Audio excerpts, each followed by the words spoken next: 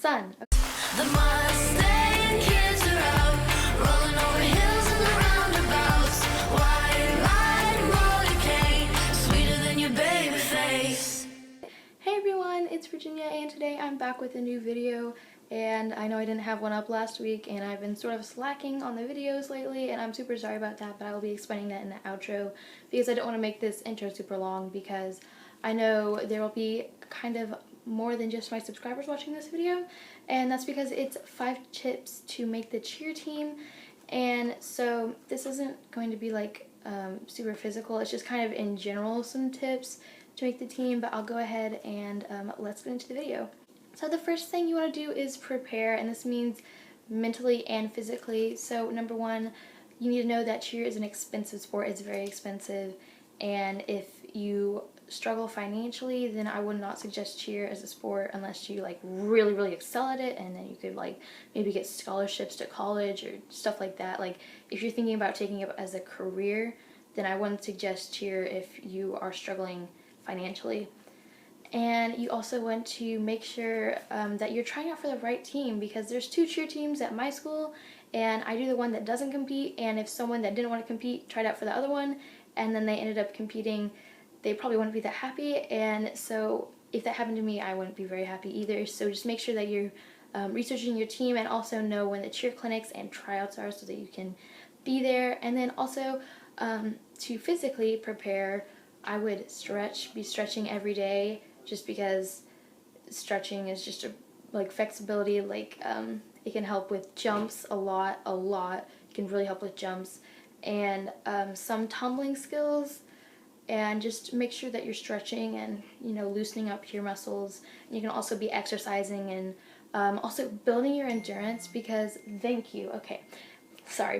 because cheer is a lot of work. And like before like the season started, I cheer for basketball cheer, by the way, if you didn't know.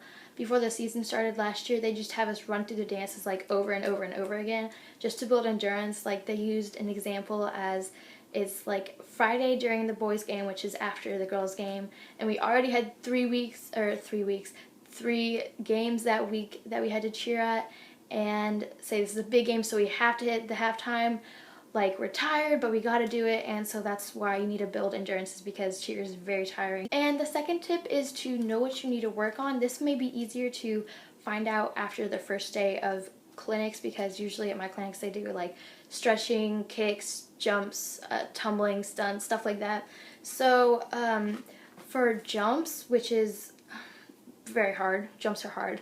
I'm just going to go ahead and say that, because you're literally lifting up yourself off of the ground, and then you're expected to do something like graceful and like good looking in it. So like a toe touch, for an example, is probably the most used jump, and it's one of the most difficult. And for that, you just really need to be stretching and doing exercises for your abs and your hip flexors, which they're the muscles that connect your hips to your legs, and that's also what makes you rotate your hips to get your legs up instead of like a star, because we don't want any star jumps. No. The next thing you want to know about for like what you need to work on is tumbling, because if you have a back handspring, you're basically like set. Just do that and you should be good. If like tumbling and stuff doesn't come that naturally to you, and it's like awkward to do like a cartwheel and stuff, like the thing that I would work towards is just doing a running round off, because those, if you have a solid one of those and you rebound high enough, then they'll start working you into a round off back handspring. Of course you'll get your back handspring first, but like if you have a good round off, then they'll be able to predict that you could eventually like grow into a back handspring. My third tip for you is to practice, and this is mainly while tryouts or like the cheer clinic is going on.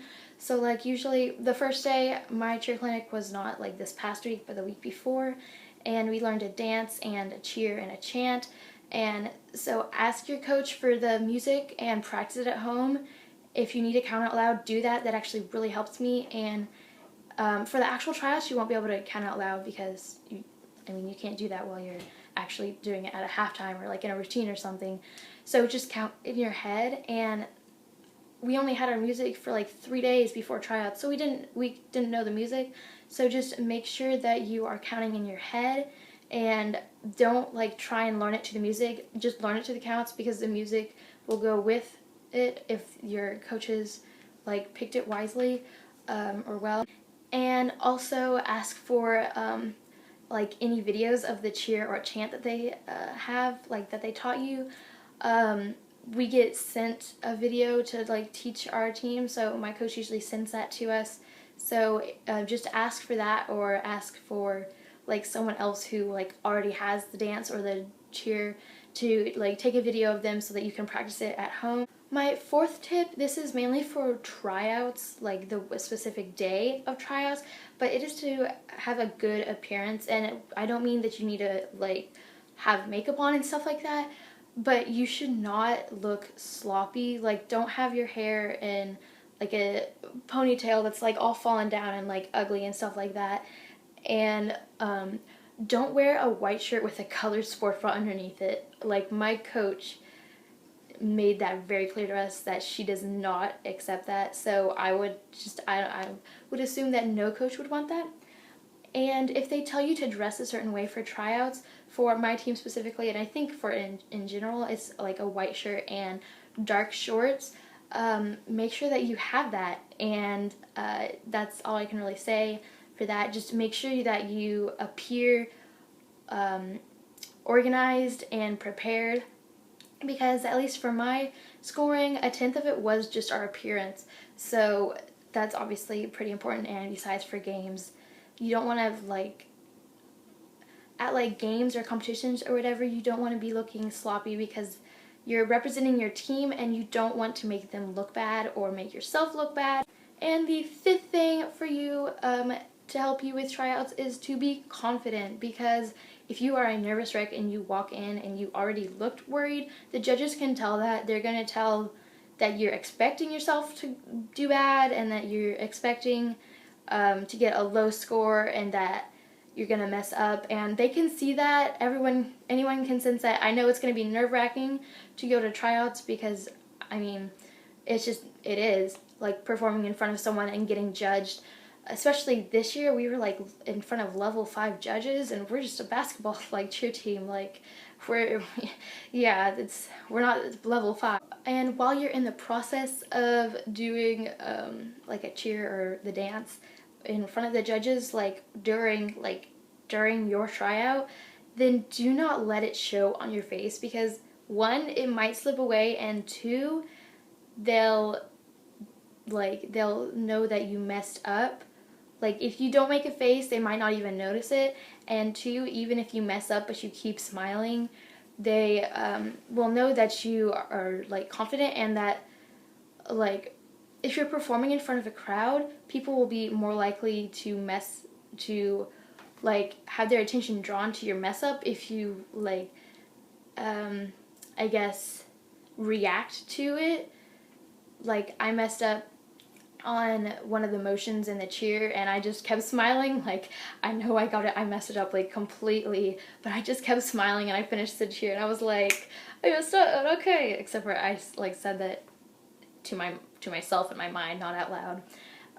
But like, there was one girl who just completely did not have the dance at all, and she came out crying. Like, don't be that girl. I know if you mess up, it can be really like terrifying and just really disappointing, but just hold your head up high, and I guarantee you, messing up and being confident about yourself and messing up and then bawling your eyes out is better to not bawl your eyes out. So yeah, so those were 5 tips on making the cheer team. And if you want me to do any more cheer videos, like how to get your jumps, how to like improve your jumps, or like any tumbling skills or anything like that, or even to like tutorials, like makeup or hair tutorials, then just comment that down below. And I'm thinking about making a series out of this, because there's just so much that can be said, but I didn't want to say it in all this video. So yeah. So the reason that I've kind of been slacking lately with the videos is because school is very, very stressful, and I don't have that much time.